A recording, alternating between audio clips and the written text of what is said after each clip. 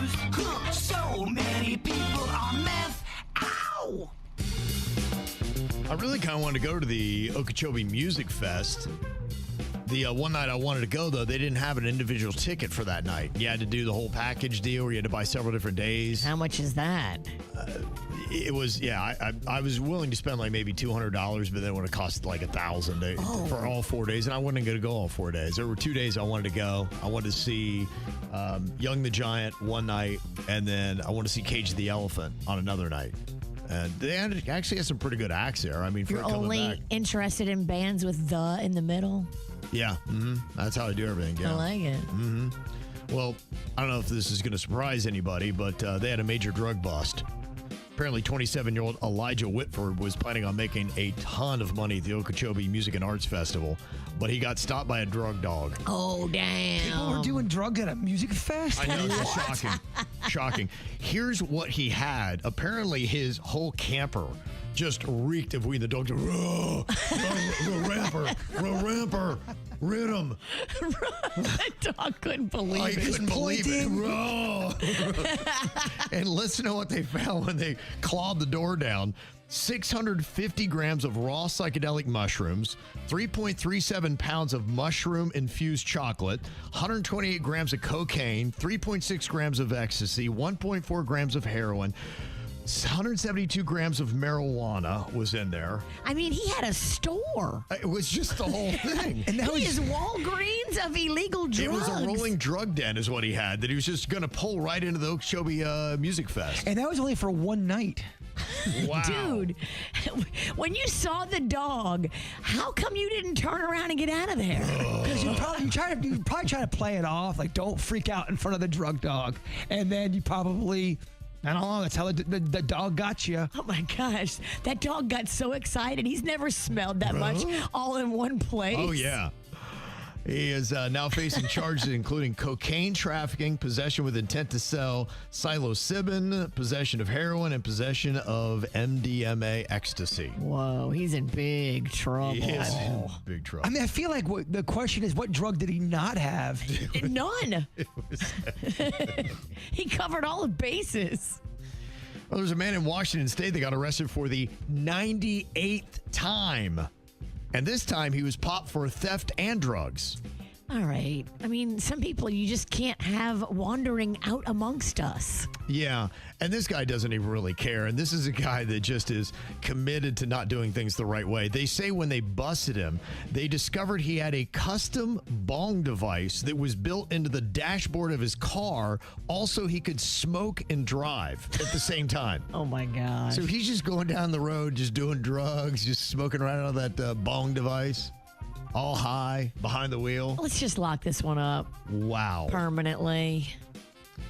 This Kimberly Carroll, she was supposed to be doing a Zoom hearing in a courtroom, and she was dialing in for it in Detroit. It was all about a consumer debt default case that was going on.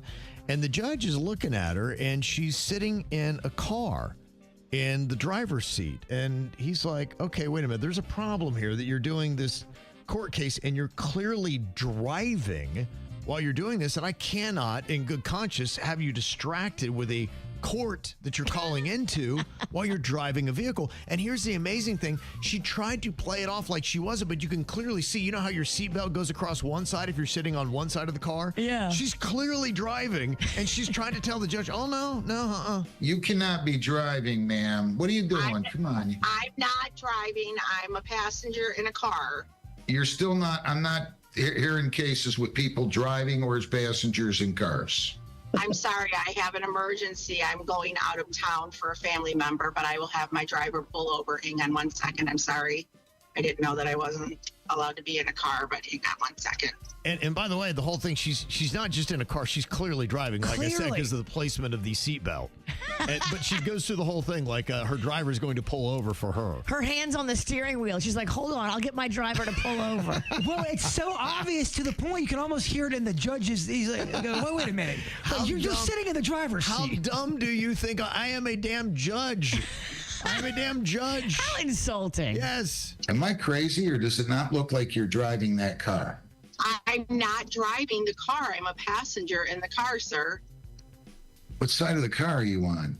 I'm on the left-hand side. How would you be on the left-hand side if you're a passenger in the front seat? Am I missing something? Right-hand side. I'm sorry. I've been sitting in a room. I didn't know.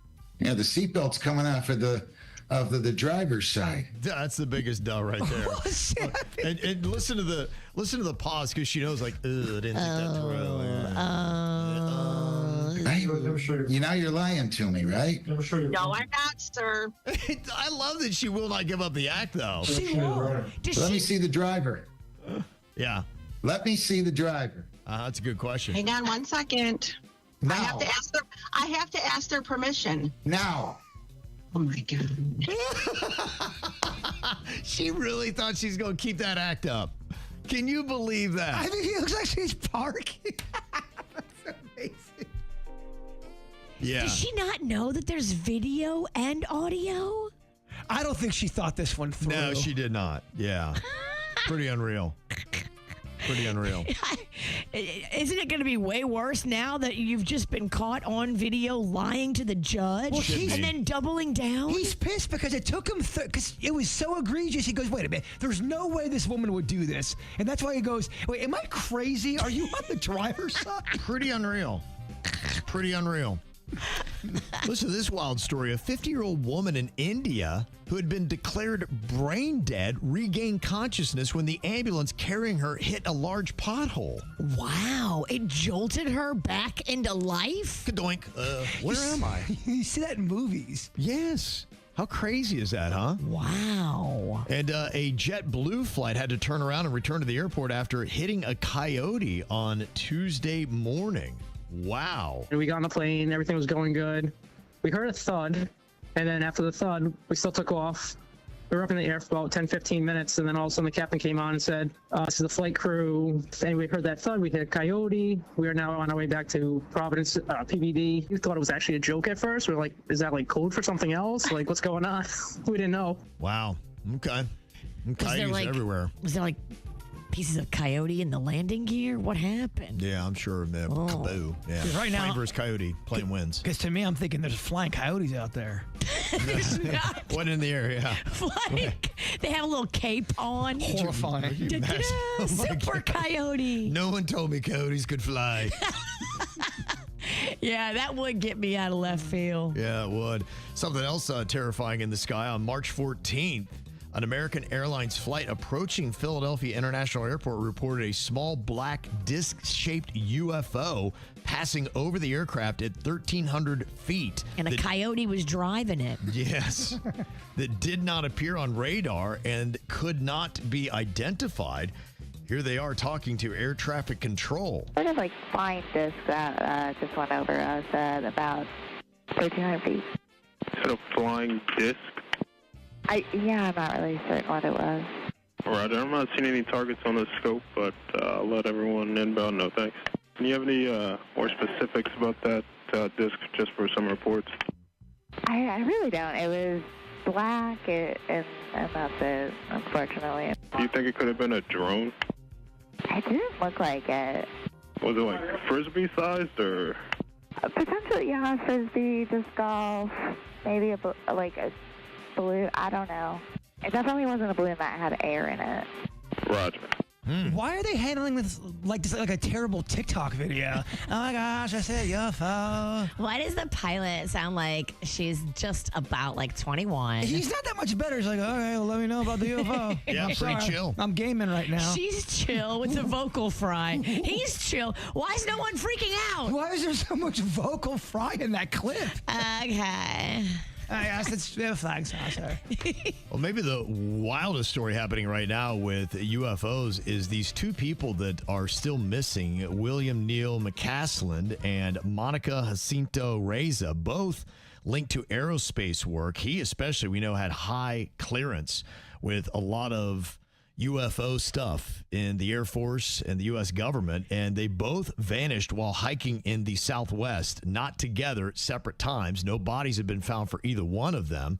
Now, they say McCaslin left without basic items, and Reza was briefly listed as deceased online without confirmation, which is kind of odd because it starts to run down here recently, within the last year. all the people that have been either U.S. scientists or linked to UFO research that have all disappeared, including Nuno Lorio, who was shot and killed in Massachusetts in December, Carl Grillmer, who was gunned down at his home in California in February 2026. Still a crazy case, and nobody knows what's going on there. Just random gunned down. Yeah, in his house. Yeah, it's coincidence. Yeah.